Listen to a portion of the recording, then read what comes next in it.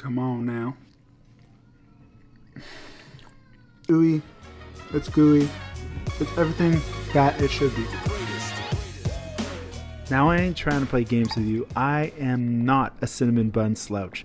I've eaten too many dry cinnamon buns in my life, and when I'm trying to tell you that I've found a recipe that mimics that quintessential mall cinnamon roll, I'm not playing games. This is the one. So what you're going to do is you're going to heat up some milk. Just throw it in the microwave for like 30 seconds. Then just stick your finger in there. If it's not boiling, you're good to go. Add your yeast, a little bit of sugar, give it a little mix. Wait about 5 minutes, and then you should have something that looks like this.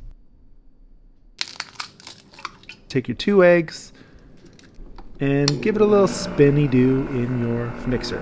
Then you're going to add your milk sludge with yeast to the eggs, add a pinch of salt, and then your butter. Now this is going to seem really weird at the beginning, but these butter pieces are going to kind of give your dough that kind of little bit of oomph. Add your sugar, and then also add your flour gradually. Now this recipe calls for all-purpose flour, which is the most readily available. I find that the texture that it yields is kind of still like a soft, pillowy cinnamon bun. You could try it with different kinds of flours. I guess you could try it with a bread flour. It would probably be a little bit more chewy. Now you want to make sure that you knead it until the dough is not like super lumpy and is relatively smooth. Something like this. Then what you want to do is spray your bowl with some kind of cooking spray. Try to make a kind of smooth surface on your dough, and then spray that with cooking spray and cover it and let it rest for about 2 hours-ish. Then what you want to do is get cracking on the second most important part, the cream cheese icing. So you're going to take about half a cup of butter, half a package of cream cheese. Try to make sure that that cream cheese is softened.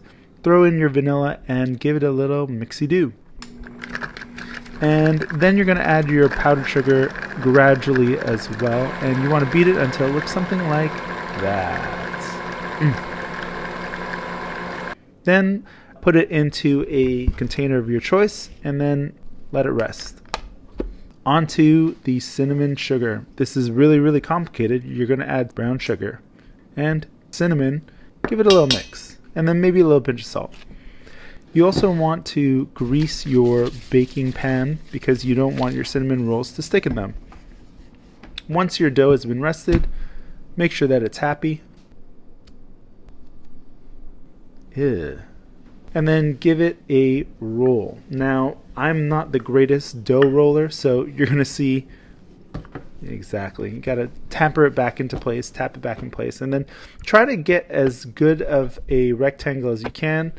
And you want it pretty thin until it looks something like that. Once your dough is in rectangular form, you want to spread your salted butter onto that dough, and don't be cheap with it. You want to have that butter flavor in there. Then you're going to sprinkle it up with some of that cinnamon sugar mixture and try to get into all the nooks and crannies and get it evenly. Now you're going to see that that was a little bit of a fudge. You don't want to go all the way to every single edge, and you'll see why in a second. Then what you want to do is make sure that your roll is really, really tight here.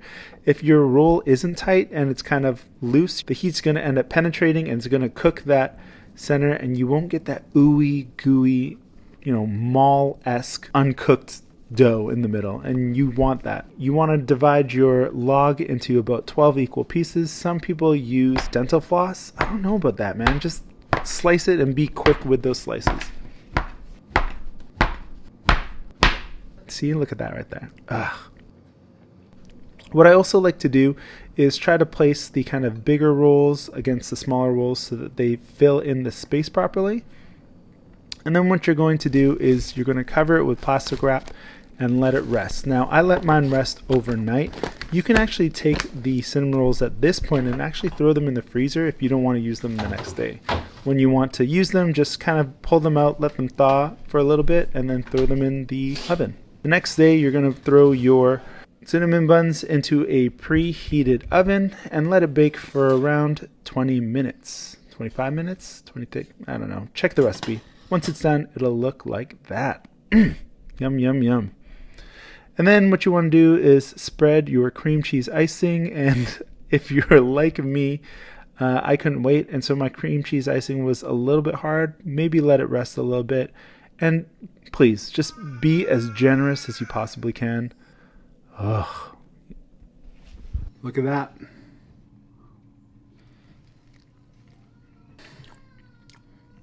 That's a bite.